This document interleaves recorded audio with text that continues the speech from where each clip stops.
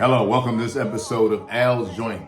I'll be joined by my co-host Dennis Painter as we delve into the hot button items in Washington, D.C., the government shutdown, and that embarrassing military fiasco perpetrated by Donald Trump and P.D. Haspett.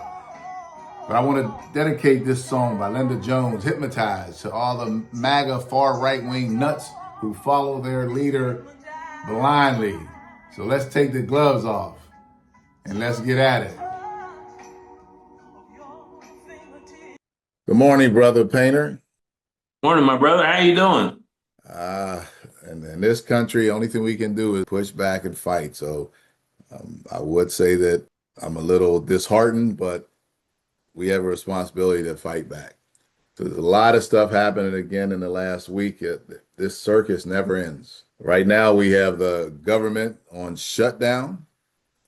Donald Trump has decided that his big, beautiful billionaire bill is worth shutting the government down, which is affecting hundreds of thousands of employees. A lot of other millions of folks, their service will be affected that they receive from the federal agencies. Threatens to take 17 million people off of health insurance starting immediately if the bill is passed. And the Democrats have taken a stand. Thank goodness somebody's fighting back, trying to protect the American people and their health insurance. The Republicans, of course, they can't let this message get out that millions of people are losing their health insurance. So, of course, they started to lie. They're kind of all on the same message that the Democrats want to take that $1 trillion that's earmarked for billionaires and corporations and provide health insurance for illegal immigrants. And I just want folks to think about that. Do your own research, or just sit back and think how ridiculous that sounds. Because if you're an illegal immigrant and you're receiving health insurance, you're receiving it somewhere. So somewhere you're going to be where ICE could come get you. So it makes no sense for an illegal immigrant to get a medical card and go to a medical facility when they're wanted. Right. In terms of the health care, and I'm like you, I'm glad that they're finally standing up. The health care really goes back to Obama. They're trying to undo his accomplishment, and that was provide health care for people that could not normally afford it on their own. And we're going backwards in history. And it was a great accomplishment for this country, a great accomplishment for people who could not afford health care on their own, and now they can. It's a shame. And I look at the Republican Party, and I'm talking about the elected officials. I won't call them leaders because they're not leaders, but I look at them now as rhinos. At least at one point, the Republican Party had some resemblance of sticking to the Constitution and at least doing something for the people. They're not. They're doing it all for the billionaires. And on your point, just think about $1 trillion going to a few people versus $1 trillion going to many people that need health care. They're actually helping this country. What's $1 trillion to a billionaire? And what's he going to do with that? He gets another $1 billion or 500 million, whatever it is. What's he going to do with it? He doesn't need it. I'm going to ask the American people to make sure they react before it's too late. Once they take your insurance away, it's going to be extremely difficult to get it back. The fight needs to happen now. Folks need to understand that what this administration is doing is going to affect everybody eventually. People don't understand that when authoritarian takes over, initially he has a half of the country that he's fighting. But after he takes over, there's no need for the other half to have any rights either. There's no such thing as a half of an authoritarian. There will be no more Democratic or Republican parties. It'll just be one party, his. And if you don't do everything he says, or that administration says, you're going to find yourself in a similar situation to what they do in Russia and the other authoritarian countries. Well, tens of thousands of people said, we don't need a king, not in America. But Trump is already acting as a king. He's violating the Constitution. He's violating states' rights. He's just going and doing things that Congress should be taking care of. He really doesn't care. He's overriding every single organization in this country that represents a resemblance of democracy, whether it be the Constitution, whether it be Congress, whether it be the Senate. And he's saying, I don't care. I'm going to do what I want to do. And this shutdown is based off of that. And the last shutdown was under the Trump administration, and it lasted 34 days. It's astounding how complicit the Republican senators and congressmen are, or congresspersons are. You see them trying to justify taking millions of people off, including many of their constituents. This is not a blue state issue, right? This is the United States issue. The facts show that there are more folks who use the Affordable Care Act in the red states than there are in blue states. It's not even close because those are the poor states. Those folks are the ones who are set to lose their health insurance quicker because it's not going to be affordable to them. Some of them, even with the low cost that the Affordable Care Act provided them, are still living paycheck to paycheck. They're not going to be able to afford insurance. That's it. Well, the gap between the wealthy and the working class is getting wider and wider. This is going to make it more difficult for the working class people. Trump said he doesn't care about people that oppose him. They become his enemies. It's not a democracy. He's already made himself the king in his mind. And what I'm concerned about is, I mean, people, as you said, look around. Job opportunities are down. Unemployment is up. Inflation is up, and this government shutdown is being forced by the Republicans through Trump. And where it's going to end, I don't know. But I hope two things. One is that the people stand up, as you pointed out. Two is that the Republicans hold the ground and don't give into it, because that's a negotiating tactic that Trump has used throughout his career is act tough, be tough, and then I'll get what I want, or at least half of what I want. Well, we will see. Hopefully, when we go on air, the Republicans will have come to their senses and sat down and began bargaining with the Democrats, but I don't see that happening for some time now. Johnson's not going to bargain. He's accusing the Democrats of not bargaining. So it's like getting a divorce, it's everybody else's fault but mine. I don't see that happening. And the issue is the healthcare, taking care of Americans. Why shouldn't our government be interested in taking care of Americans versus billionaires, millionaires, and corporations? So in the midst of all this craziness going on with the budget, Trump and Pete Hegseth decided they're going to fly all of the top military brass into Washington, D.C. from all around the world. They said this is costing the country millions of dollars with something that could have been done in an email. And during that meeting, Pete Hegseth gave probably one of the most embarrassing speeches that I've ever heard. And I'm not just talking military, I'm talking period, where he just embarrassed himself, which means he embarrassed the country. And they wanted to make sure it was a photo op and they wanted to have a video. So it was televised live. They made a joke. And to me, Pete Hegseth is one of the many DEI hires in the Trump administration. He was one of the most least qualified people to be even considered, let alone put in that position. And I know that the generals and the other brass in the military just sat back there and laughed at this guy. And his speech talked about he didn't want any fat service members, military personnel. He didn't want any fat generals walking around the Pentagon. And if you look at it, we'll be showing these video clips of him embarrassing himself before he was promoted to that position, while he was promoted in that position, continue to make an ass out of himself. But he has the audacity to get before these men who risk their lives for us and insult them in that way.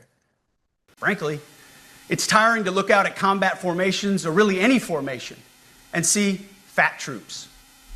Likewise, it's completely unacceptable to see fat generals and admirals in the halls of the Pentagon and leading commands around the country and the world. It's a bad look. You know, it's a good thing. Well, I think for me and hopefully for the American people, we need to look at why they did this. And to do that, I'm going to take a step back a few months. And what was a red flag to me, they dismissed all the senior commanders that they felt like were a threat and weren't in step with the DEI program, and they were too lenient and all that. But when you get rid of the senior generals and commanders, they're faithful to the flag, they're faithful to the Constitution, they cannot be manipulated. And you keep the less senior ones, and they're looking at saying, I can be dismissed at any point. That's a red flag. So now, and you look at what entailed in that speech was, you're going to do what we tell you to do. You can disagree, and if you disagree, you can walk out, but that's the end of your career. Part of that speech is Trump was lining up, and he said it, the troops in the cities is practice to go to war for the military. And he's demanding that all military be loyal to him, be loyal to what he says, and not be loyal to the flag, not be loyal to the United States of America, not be loyal to the American public, and not be loyal to the Constitution. In Trump's mind, he's already eliminated the Constitution of the United States of America. All these hundreds of generals and commanders were pulled in from all around the world, but they weren't told why. Part of them probably wouldn't have come if they were told why. They were threatening, you're going to carry it out. You're going to carry out my orders. Trump followed up Petey's speech, which one that was dark and threatening. His wasn't embarrassing, it was alarming, because what he said is something that we probably never thought we'd hear an American president say, or an American elected official say.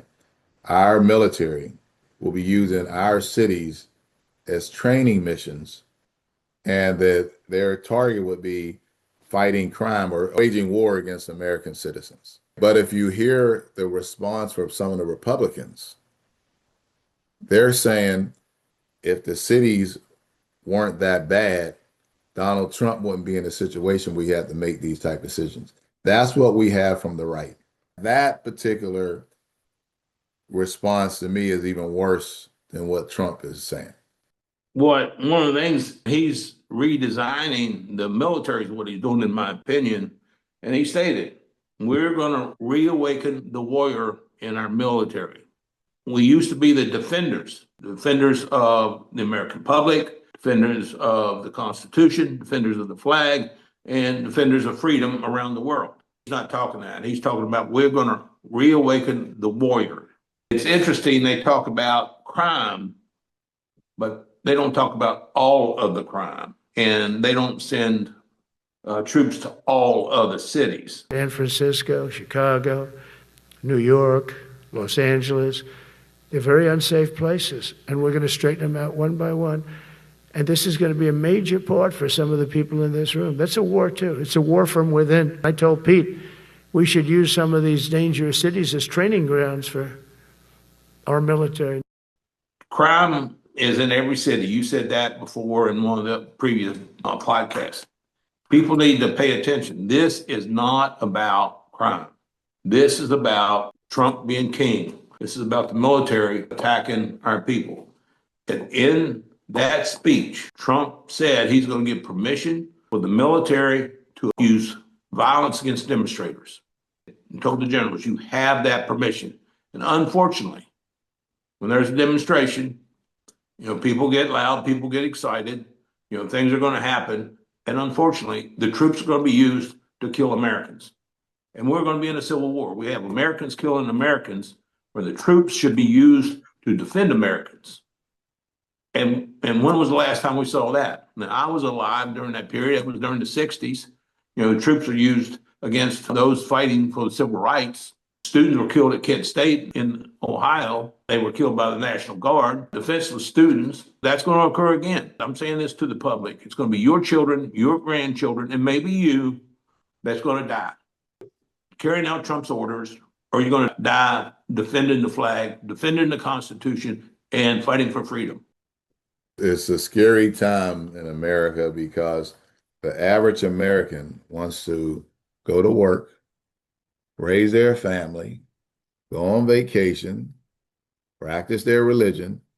They do not want to be in the middle of a civil war. It's been planned. It's something that's been put together, and they've been preparing for this because a civil war leads to authoritarian regime being able to take over. What else can you do? Because all you need is a couple generals to obey unlawful orders. If 90% of them can say, no, I'm not going to go against the American people for this man. If 10% of them do, we're in a civil war. We need folks to be able to say, look, I took an oath to the Constitution, not to Donald Trump. All the generals and the brass are not all good people. Let's be honest, right? There will be some folks who are probably cheering Trump on.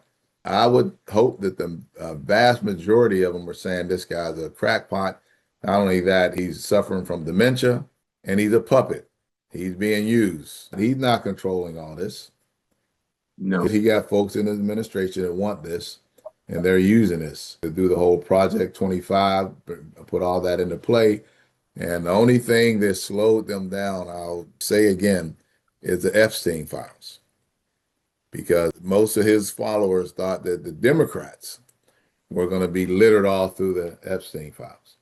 And Trump took a gamble that nobody would move on that because both folks are in there, but he's littered in there. I think they said he appears in there 6 or 7 dozen times. People want to know. People are telling me, well, even if he's in there, I don't think it's going to change it. It's not going to move the needle. Yes, it will. It will for the midterms. And here we go back to that. He needs to protect his administration from the midterms because when he loses that, it's over. Well, talking about this in August, and Trump said this to the generals in that meeting in Washington, D.C. He signed an order in August to have the military, and I'm quoting Trump, quell civil disobedience and handle the enemy within. Now, who is the enemy within? The enemy within isn't just the Democrats. It's anyone that disagrees with him. It's the media that gives him bad coverage. It's the colleges and universities that don't buckle under his pressure and erase history as it's written and don't rewrite it in terms of the way Trump wants it written. That's the enemy within that he's talking about. And he said at the funeral of Charlie Kirk, Charlie Kirk's wife got up and said, I forgive them. Trump got up and said, I do not. They are my enemy. And he has no forgiveness in his heart. Anyone that does not walk the line that he lays out is his enemy. Doesn't matter what party you belong to. Doesn't matter who you are. He said it to his own MAGA supporters that were getting upset with him. He said, I don't care. I don't need you anymore. And that's another red flag. If you don't need my vote anymore, that means there will not be another vote. And I think all of this with the military and all is being set up so quickly to interfere with the midterms. The distractions are there, but the other part to keep us away from the Epstein files, the other part of taking this country over and not having a democracy or having nothing more than what they call banana republic, that's real. They're putting that in place, and it's bigger than Trump. It goes back to the Project 2025. Took them years to develop it, and now they're putting it in place. Now, it hit high speed because of the Epstein files. I'm a little bit more optimistic, and maybe I spend too much time doing this, but I see stuff on social media where people are, no matter the issue, they're referring back, show me the Epstein files. Whether it's about the immigrants or whether it's about crime or whatever it is, show me the Epstein files. So I think there's more people catching on that these are diversions, but I don't want to fool people into thinking that they're not serious about eliminating democracy in this country. I believe, like I stated earlier, that everything that they're doing now is their plan. They didn't adjust it because they just had to expedite it. I believe that they thought it would take a couple of years. They thought that they would win the midterms because of the situation they were in. But the Epstein file threw a wrench into that. And now folks started waking up saying, oh, not only did you lie to us about the Epstein files and your involvement in you're a pedophile and a rapist, you also didn't stop any wars. You also haven't brought down the price of food. The price of living is going up. All these things, the only thing you have to show for it is you abusing folks' rights as immigrants. So now they're looking like, because of the Epstein files, we got to put this thing on steroids. When you put it on steroids, it becomes more obvious to people what you're trying to do. In that regard, I feel a little optimism that they had to do that, and folks are seeing it in real time as opposed to behind closed doors. But I'll say it again. We have a president who is a pedophile and a felon who happens to be married to an immigrant, and all his policies are trying to deflect from those things. Hopefully the American people will wake up and fight for their country and their constitution. And fight for themselves. And we say this just about every time. This isn't about dumping your party. This is about preserving freedom, preserving the Constitution, preserving our Congress and our Senate, and having multiple political parties that actually have a voice. He's overriding Congress. He's doing things that only Congress can do. He's overriding the governors in the states where he's sending troops in. So he's already appointed himself the king. And we have to stand up and fight back. I am optimistic. The Republicans are good for jumping on a message and just lying. And based on some of the comments we get from these podcasts, those lies, folks really believe that. Oh, yeah. After the Kirk shooting, their plan was, let's paint all these shooters as left wingers, right? Or folks who have been corrupted by the left. None of that information is true, but they lie so well. And the machine that they have, the folks at Fix News or Fox News and all the right-wing pundits, that they'll just lie outright, and they don't even care anymore. The other elected Republican officials will fall right in line. I did a little research, and it's easy for folks to pull up. We're not talking about mass shooters, because we know who the mass shooters are. But we're talking about the political killer in the past here. If you start with, what is it, Timothy McVeigh, the Oklahoma bomber, right? He would have been a MAGA person. He was far right-wing. He was a nut. The Charlie Kirk shooter, his whole family was MAGA, far right-wing nuts. The person who supposedly took a shot at Trump in Butler County, MAGA, whole family Republican. The second person that took a shot at Trump, that his trial is going on as we speak, right-wing person. Now, they might have got pissed off because they love their Constitution more than they love Trump, but they're right-wing nonetheless. The person who killed Melissa Horton and her husband, MAGA. The person who tried to kill Nancy Pelosi's husband with a hammer, MAGA, far right-wing nut. The person who hired a hitman to kill Obama, Biden, and Hillary, right-wing nut. This person who shot Gabby Gifford, MAGA, far right-wing nut. All these folks who tried to kidnap Gretchen Whitmer, the governor of Michigan, all far right-wing nuts. All the January 1st rioters, the thousands, the tens of thousands of January 1st rioters. January 6th riot. Oh, you're right. I apologize. The January 6th rioters, but the January 1st planners of the January 6th rioters were all right-wing nuts. More recently, the person who shot up the Michigan church and tried to burn those folks, far right-wing MAGA rioters. The Colorado school shooter, far right-wing MAGA rioters. The person who tried to burn Governor Shapiro's house down in Pennsylvania, MAGA, far right-wing nut. And they have the audacity. And then you have Trump giving that speech to the military, and you have PD Hegseth giving that speech to the military. It's clear where the violence is coming from. But the difference between progressives and conservatives is the conservatives want to tell you that you have to have a baby.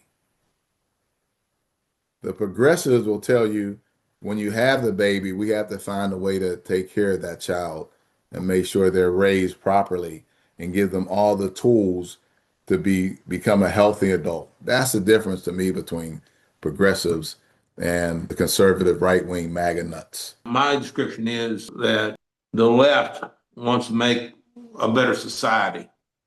And they're saying use my tax dollars for making a better society. The right says, I don't care about society. I only care about me, and I'm angry because I don't get everything I want, and that somebody's getting something that I didn't get. The left is not selfish. They're looking at America as a whole, and the right is looking at themselves and not looking at America at all. All this stuff about crime, Trump's trying to present himself as, the fighter of crime. Going back to the trafficking, the Trafficking Victims Protection Act requires that a report be published by June 30th of every year. The Trump administration had delayed the trafficking in person report until September. Then in turn, he also cut by 70% the staffing in charge of leading the federal government to fight against human trafficking. Human trafficking, the Epstein files, and crime, they don't really care about that. Okay, they're not putting money where it makes a better society.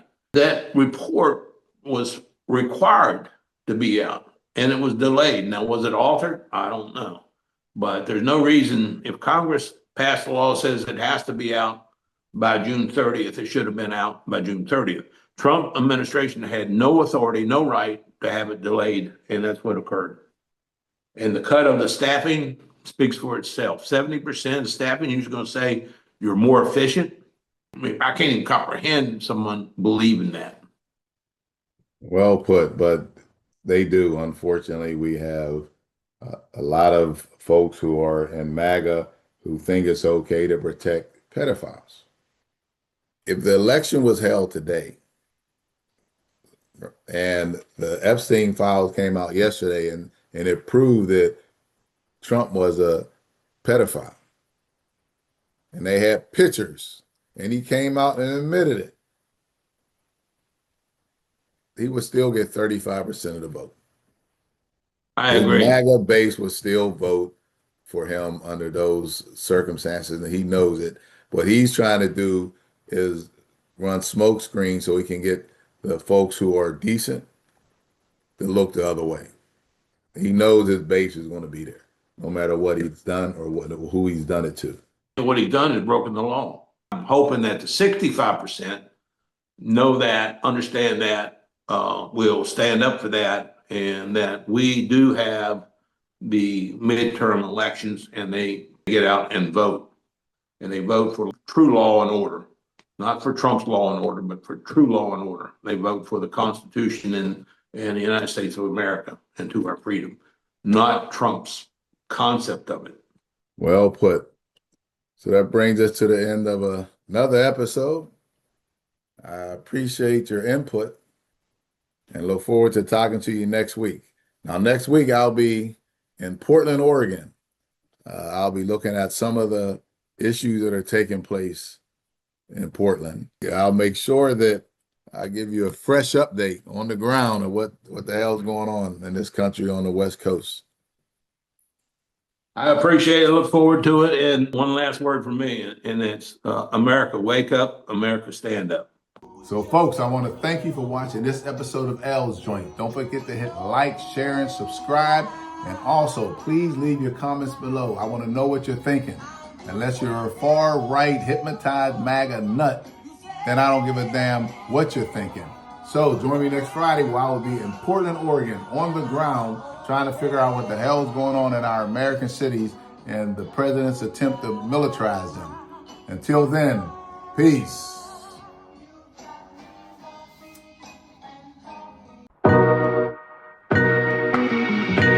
This episode of Al's Joint is brought to you by Jackpack.